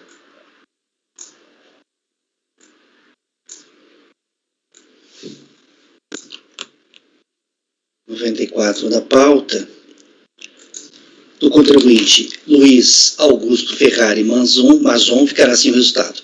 Acordam os membros do colegiado, por unanimidade de votos, em negar provimento a recurso voluntário. Repetindo, item 94, Luiz Augusto Ferrari Mazon, decisão. Acordam os membros do colegiado, por unanimidade de votos, em negar provimento ao recurso voluntário. O próximo item da pauta é do conselheiro de relatoria do conselheiro Luiz, é o item 95 do contribuinte, do recorrente Shoji Yamamoto. Shoji Yamamoto, item 95, de relatoria do conselheiro Luiz. Luiz, pode iniciar a leitura do item 95, então. E esses seus, o 88 a 92, 87, o 87 da Renata, já foi votado? Saiu de pauta. Foi retirado de pauta. Foi retirado de pauta, né? Dene, você está sem microfone, tá? Nossa, eu estou falando um monte aqui. É 95, né, presidente? 95. Aí vai pegar 3 aqui, 95, 96, 97. Vamos lá, o 95, que é o... Vai anunciar aí a leitura? Já anunciou? Já posso ler? Eu estava de microfone fechado? Acho que estava. Você vai anunciar o tópico? Colegas, o próximo item da pauta é o item 95. Vocês escutaram quando eu pronunciei o resultado do 94? Eu estava com o microfone ligado, né? Será que eu desliguei nesse meio tempo? Colegas, item 95 da pauta agora, do contribuinte Shoji Yamamoto, item 95 de relatoria do conselheiro Luiz. Pode iniciar a leitura do item 95, Luiz. Recurso de recurso voluntário em fase de primeira instância, julgou procedente de parte da impugnação e manteve impacto pré-tributário. Constituído em 26 de janeiro de 2006 e consignado a notificação fiscal de lançamento, DBK 3574 e 3525. As competências é julho de 2004, uma competência só, né? Foi julho de 2004, 07 de 2004. Configura em contribuições sociais previdenciárias incidentes sobre a remuneração dos segurados empregados, não descontada das respectivas remunerações, contribuição patronal, contribuição destinada ao financiamento do jurado, contribuições destinadas a terceiros e contribuições destinadas a terceiros, conforme discriminado no relatório fiscal, certificados em primeira instância, do impugnante, agora recorrente, interpõe recurso voluntário, tempestivo, reclamando em apertada síntese que seja considerada a data de término da obra em 8 de maio de 98, conforme a apuração efetuada pela própria fiscalização e diligência na Prefeitura Municipal de Marília. O recurso voluntário, como eu já falei, é tempestivo, contando dele conheço, e aqui eu trago o relatório da decisão hostilizada, que fala exatamente que circunstancia todos os... É um relatório longo, portanto eu vou declinar da leitura, porque o contribuinte já conhece o seu teor e os demais conselheiros estão acompanhando na tela aí dos respectivos computadores. Em sede de julgamento de impugnação, a primeira instância de julgamento decidiu por reconhecer decadência parcial do lançamento, referente aos políticos de apuração cumpridos de 29 de junho de 95 a 31 de 12 de 99, conforme no enunciado hoje de suma vinculante, dando provimento parcial à impugnação. Perante a segunda instância, o recorrente limita-se a reclamar que seja considerada a data de término da obra de 8 de maio de 98, conforme a apuração efetuada pela própria fiscalização e diligência na Prefeitura Municipal de Marília. Este é o recorte da LIDE, né? Desta LIDE, da LIDE. Este é o recorte da LIDE. Do contencioso. Esse é o recorte do contencioso. Pois bem, conforme se depreende do recurso voluntário, o litigianário reside na data da conclusão da obra que deu aso ao lançamento consignado, ao lançamento em apreço, consta do relatório fiscal elaborado pela autoridade lançadora que a obra matriculada sob o número tal, número X, em nome do recorrente relacionada ao PP número 4750, de 29 de junho de 1995, foi concluída em 8 de maio de 98, conforme constatar a Folha 18. Informação esta referendada pela pesquisa externa junto aos arquivos da Prefeitura Municipal de Marília, realizada pela agência DA, Previdência Social em Marília, Folha 25, bem assim pelo ARO, e DISO, folhas 20 e 22. Pela relevância para fim de aferição de advento de decadência, pela relevância para fim de aferição de advento de decadência, anunciado 8, vinculando o STF, pela regra do artigo 107.3.1 do CPM, vez que o fato gerador das contribuições previdenciárias sobre obras de construção civil é a data de conclusão da obra, a DRJ converteu o julgamento em diligência. Nos seguintes termos, considerando que os documentos coordenaram essa notificação de lançamento, de débito, desviaram, informa a data de término da obra em 8 de maio de 98, obtida através de informação fiscal cuja atividade foi encerrada em 19 de março de 2002. Entende ser necessária nova diligência fiscal para que haja processamento da autoridade notificante, ratificando ou não a data de término da obra inserida no aro de folha 20, pois não há menção nos autos de outro documento que corrobore essa informação. Em atendimento à diligência proposta pela DRJ, a autoridade fiscal publicou que a obra interna foi concluída no ano de 94, conforme se observa no terceiro relatório de diligência fiscal. Aqui eu trago o relatório de diligência fiscal. Preste atenção na data, ano de 2004. A autoridade fiscal faz presta uma informação fiscal aqui bastante sucinta, aliás, bastante detalhada, minuciosa, explicando os fatos, e decorrente dessa conclusão, a autoridade fiscal reconheceu a decadência do lançamento em face do período compreendido entre junho de 95 a 31 de 12 de 99, ou seja, a autoridade fiscal entendeu que a obra terminou em 2004, aliás. E por conta disso, ele contou a decadência pela regra do 173 e falou que entendeu que estava esse período aqui estaria decadente, esse período que eu acabei de falar. Diante do exposto, esta evidenciada recorrente, não obstante ter sido devidamente primado para o MISTA, não comprovou que o término da obra ocorreu de fato na data de 8 de maio de 98. Aí, mais uma vez, eu me socorro aqui do voto condutor da decisão recorrida, que todos estão lendo. Então, de observar por oportuno que o fato de imóvel ao qual a obra em tela se refere encontrar-se habitado no exercício 97 e 98, conforme a lei recorrente, essa linha de defesa dela, né, ela alega que já estaria concluída a obra, tanto assim que já habitava nesses anos aí, 97 e 98. Conforme a lei recorrente, não faz prova de conclusão da obra, desde que nada impede a concomitância dos eventos, ou seja, nada impede que a pessoa, a depender da monta da reforma da obra, habite o próprio prédio, a própria edificação. Entretanto, não obstante o que foi decidido pela DJ, empenha de esclarecer que o fato gerador das contribuições previdenciárias incidentes sobre obras de construção civil é a data de conclusão da obra, conforme anunciado o TRF4, o TRF da 4ª região, com entendimento sumarizado na emenda abaixo.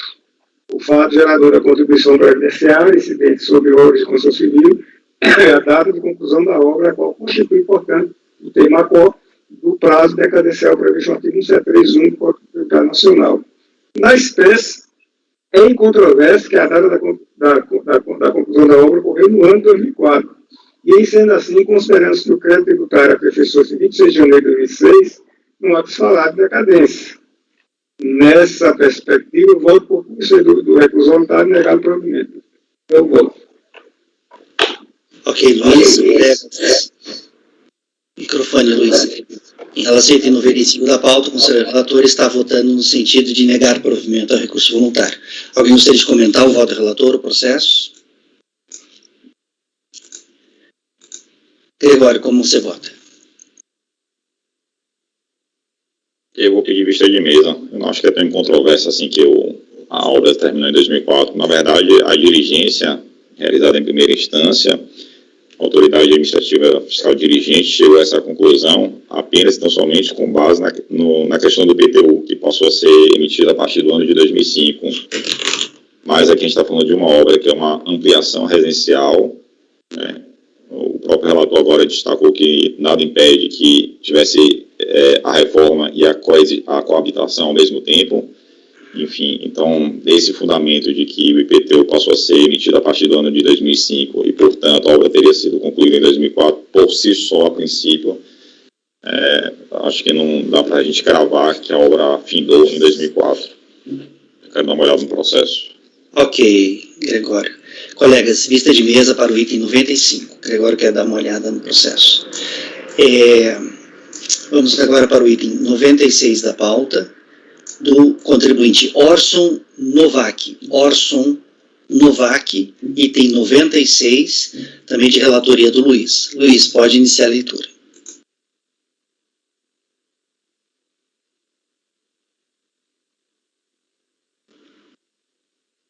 Está sem microfone, Luiz.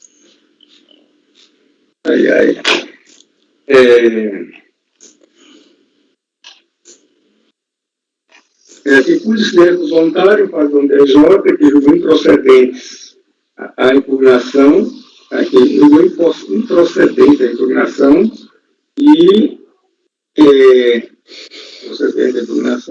e manteve o crédito tributário constituído em 2 de 12 de 2009 e consignado na autoinflação dedicada de 37.220.875, relativa às competências de março de 2005 a maio de 2007, o fundo em contribuições sociais previdenciárias descontadas de seus segurados empregados, sem, no entanto, ter sido efetuado recolhimento à Previdência Social e época própria, conforme discriminado no relatório fiscal, ou seja, trata-se de apropriação indébita, né, previdenciária. Certificado do teor da decisão de instância, em 27 de julho de 2010, o impugnante agora recorrente, e foi reclusão voluntário em 27 de agosto de 2010, tempestivo, portanto, alegando apertada 6, preliminar no licenciamento de defesa, nulidade do DCE recorrido e ausência de prova pericial, e no mérito, nulidade do auto de infração, impossibilidade de retroatividade da exclusão simples, caráter confiscatório da multa aplicada e descabimento de representação fiscal para fins penais. Aí aqui eu trago o relatório da decisão recorrida, que contextualiza os fatos, o procedimento consensuoso. É um relatório longo, como vocês estão vendo aí, né? No julgamento de primeira instância, a DJ decidiu pela improcedência da impugnação e manter integralmente crédito tributário. Por essa circunstância, o recorrente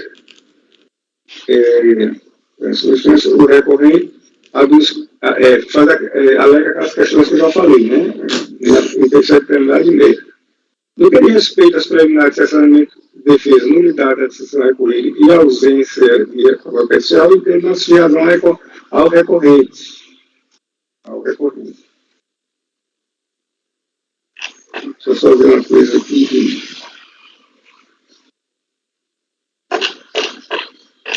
Ao recorrente. Isso porque não configura o cessamento de defesa a ensejar a nulidade da decisão de primeira instância, a recusa de produção precial quando a autoridade juradora não vislumbrar fundamentos para o mista. Nesse ponto, é oportuno resgatar a VC do voto condutor da decisão recorrida. Aí aqui eu trago a parte do voto que ele trata exatamente dessa matéria, que a DJ enfrenta essa matéria. Ademais, em esclarecer que o deferimento de perícia é facultado à autoridade julgadora, que, considerando a realidade fática do caso concreto, poderá determinar, inclusive, de ofício, a realização de perícia ou indeferir a fundamental decisão da forma como fez a DRJ. Quanto às questões de mérito, igualmente não prosperam as alegações do recorrente. Eu vou só conferir uma coisa aqui, presidente, que eu estou achando uma coisa estranha aqui. Eu vou só conferir uma coisa aqui. Um minuto aqui, por favor. Eu vou só conferir uma coisa aqui, se é isso mesmo.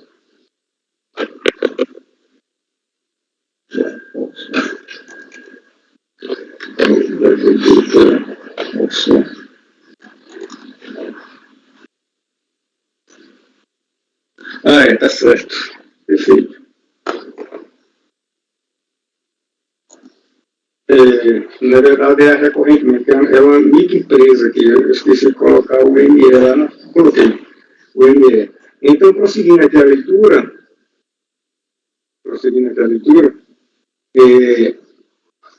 eu trouxe aqui, eu resgatei o RC do voto com toda a decisão recorrida, que tratou da matéria em relação ao assessoramento de fins, um tratamento que eu diria adequado para enfrentar a alegação do recorrente. Ademais, em pedido esclarecido, o diferimento de perícia é faculdade da autoridade julgadora, que, considerando a realidade fática do caso concreto, poderá determinar, inclusive de ofício, a realização de perícia ou interferir, fundamentando a decisão da forma como fez a DRJ. É esse o racional do artigo 18 do decreto 7235. Quanto às questões de mérito, igualmente não prosperam as alegações já recorrentes, da mesma pela empresa, por tratarem de matérias já simuladas nesse Conselho.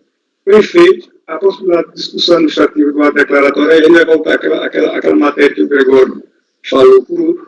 Com efeito, a possibilidade de discussão administrativa do ADE, da exclusão do Simples, não impede o lançamento de ofício dos créditos tributários devido em face da exclusão até anunciada 77 Suma CAF, de natureza vinculante, destacando-se que as alegações quanto à possibilidade de retroatividade de exclusão do Simples devem ser abordadas naquela discussão, ou seja, lá no ADE. Ademais, conforme destaca a DJ, o lançamento de litígio refere-se a contribuições previdenciárias que foram descontadas dos segurados empregados e não foram recolhidas pela empresa, caracteriza a apropriação indébita previdenciária. Aí, nesse sentido, eu trago aqui, eu faço colação aqui o IC do voto da DJ, que trata exatamente da matéria que eu acabei de, no parágrafo que eu acabei de falar. No que diz respeito ao caráter confiscatório da multa aplicada, se observar que a autoridade lançadora pautou em norma cogente que disciplina a coima imposta à recorrente, conforme discriminado nos fundamentos legais do débito, no relatório Fundamentos Legais do Débito, FLD. Assim, não há que se discutir o caráter confiscatório da multa, e aqui já vou citando que é por força do enunciado do Suma CAF, natureza vinculante, quando ao fim, no que diz respeito à representação fiscal para fins penais, cabe destacar que o CAF não é competente para se pronunciar sobre controvérsias dessa natureza, APO do anunciado 28 de Suma CAF. Isso posto, eu voto por considerar voluntário negar o provimento. Aí, agora, tem aqui a questão, já estou adiantando a questão do ADE, que você se pronunciou no processo recente, e aqui eu estou aplicando diretamente o enunciado 77 e afirmo que da independência do lançamento em relação ao processo que discute a exclusão. Ok, Luiz. Colegas, em relação ao item 96 da pauta, o conselheiro relator está votando no sentido de negar o provimento ao recurso voluntário. Alguém gostaria de comentar o voto do relator ao processo? Gregório, como você vota? Esse caso é um pouco diferente do anterior que a gente acabou de analisar, porque aqui a gente está falando das contribuições dos segurados descontadas, né, e não recolhidas. E aí, com essa observação, eu vou acompanhar o relator. Ok. Francisco? Não, mas eu acho que é a mesma coisa, Gregório, porque assim, na sua linha de raciocínio, é a mesma coisa, porque esses contribuintes aqui, na sua lógica, se for seguir aquela lógica do comportamento, ele talvez não precisasse recolher. Acho que a gente tem que ter uma coerência, né? Já foi incoerente quando voltou o da Ana, que ninguém reparou isso, que a Ana aplicou o enunciado de forma perfeita, agora, já que essa discussão veio ser aplicada a mesma medida para todos. Mas tudo bem, eu estou só fazendo essa ponderação. Apesar de ser claro que a apropriação indébita, é claro, mas tudo bem, você que sabe aí como vai votar. Eu estou ancorado no enunciado 77. O enunciado é esse. Agora, a gente precisa definir esse tipo de padrão, quando é que a gente vai aceitar ou não o lançamento, a independência do lançamento de ofício, decorrente da exclusão do Simples, a independência desse evento em relação a outro evento que é o ADE. Isso aí precisa ficar bem claro. eu vou seguir o enunciado. Para mim, o enunciado diz que eu posso fazer. O problema é que você está apegado à questão do lançamento. E digo e repito, para mim não tem nenhum problema. A fiscalização, a Receita poderia e deveria lançar. Ponto, isso é fato. Eu estou falando do julgamento. Eu acho eu falo o julgamento de um processo de exigência de crédito tributário decorrente da exclusão do Simples, eu acho que está vinculado. Acho que a gente não pode julgar se existe o processo. Se o processo está pendente de julgamento, na minha opinião, tem que ser julgado em conjunto. É só isso que eu estou falando. Em momento nenhum eu estou falando do lançamento, em momento nenhum eu estou falando do enunciado de súmula. Seu entendimento está perfeito nesse sentido. Eu estou falando da questão do julgamento. Eu acho que, por todos os princípios aí, de economia, da celeridade, enfim, tem que ser julgado. Eu não posso aqui julgar uma coisa, de repente exigir do contribuinte um pagamento de um crédito tributário com multa e juros, para lá na frente, efetivamente, se ele lograr isso na discussão da exclusão do Simples, ele tem que procurar a Receita para reaver esse valor. Para mim, isso é um desperdício de... eu não estou mandando pagar, eu estou refugindo o procedimento de lançamento, isso é outra coisa. O contribuinte pode ter outros métodos, outros meios de discutir isso aí, junto à Receita. Né? Essa vinculação que você faz, apesar de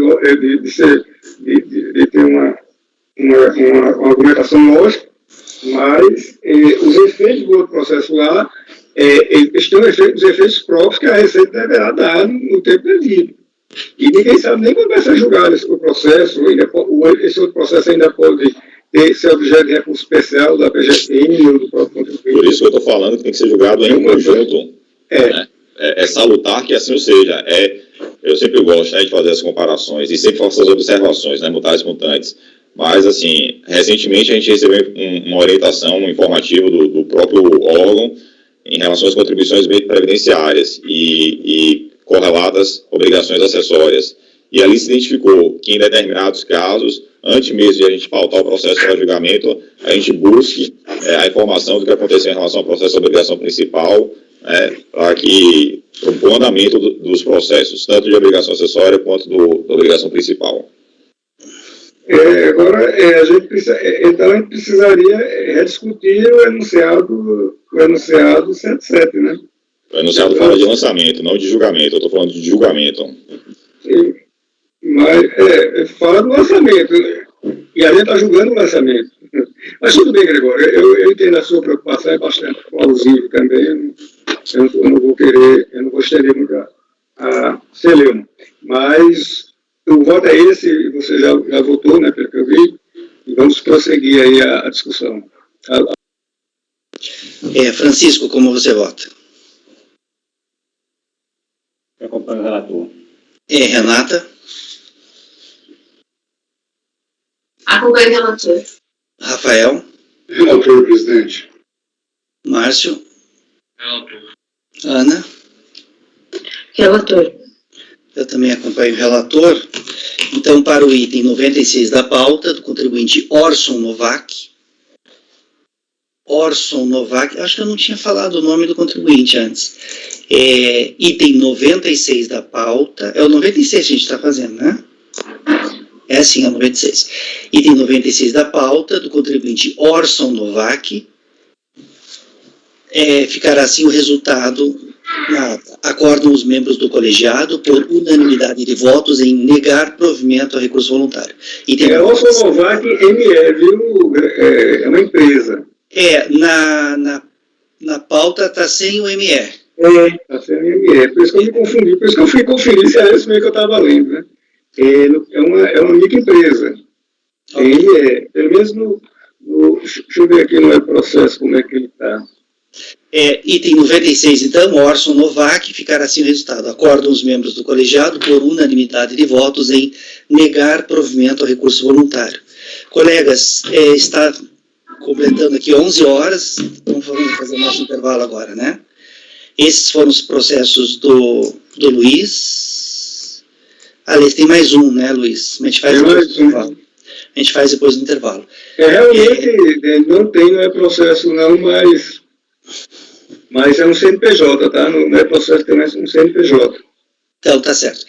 Colegas, vamos fazer um intervalo agora, 15 minutos, e vamos ver se a gente, em 15 minutos mesmo, a gente retorna, tá bom? Rafael...